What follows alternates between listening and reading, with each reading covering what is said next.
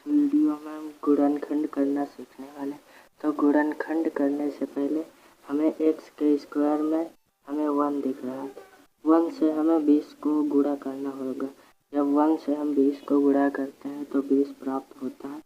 और इसके बाद हमें यहाँ प्लस 9 है और यहाँ भी प्लस। इसका मतलब है हमें जोड़ने पर 9 लाना है।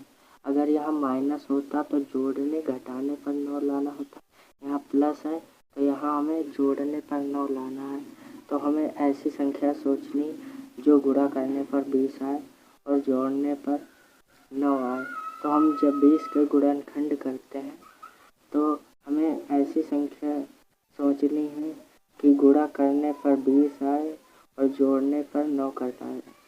जब हम 20 के गुणनखंड करते हैं तो हम देखते हैं 5 चौको 20 होता है और 20 एकम 20 होता है और 10 दूनी 20 होता है।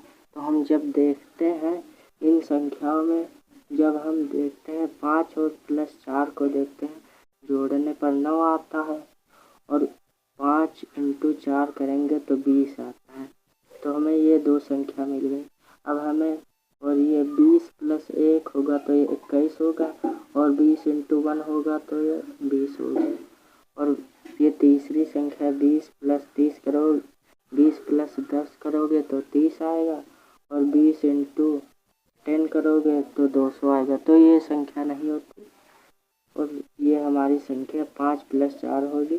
जब हम जोड़ेंगे तो ये 9 आएगा और गुणा करेंगे तो 20 आएगा। तो हमें ये संख्या मिल गई। इस संख्या मिल जाने के बाद हमें पहले स्टेप में पूरा क्वेश्चन उतार देना है। दूसरे स्टेप में हमें 1 दिख रहा है तो 1 लिखने की हमें ज़रूरत नहीं। आप लिखो तो लिख सकते हैं लेकिन इसका कोई मतलब नहीं। तो हमें एक्स स्क्वायर यहाँ उतार लेंगे और यहाँ पर हम दो संख्या 5 प्लस 4 लिख लेंगे और यहाँ x लिख लेंगे प्लस 20 बराबर 0।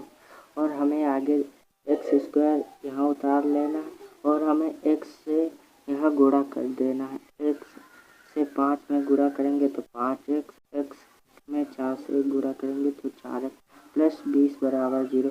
अब हमें यहाँ x कॉमन लेना है। तो जब x कॉमन लेते हैं तो 1x बचा प्लस 5 बचा, 1x यहाँ निकल गया। अब हमें यहाँ देखना है, यहाँ 4 कॉमन दिख रहा तो यहाँ 4 कॉमन लिख लें।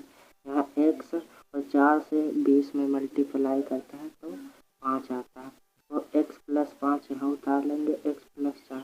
अब x प्लस 5 बराबर के उधर जाएगा तो माइनस में हो जाएगा।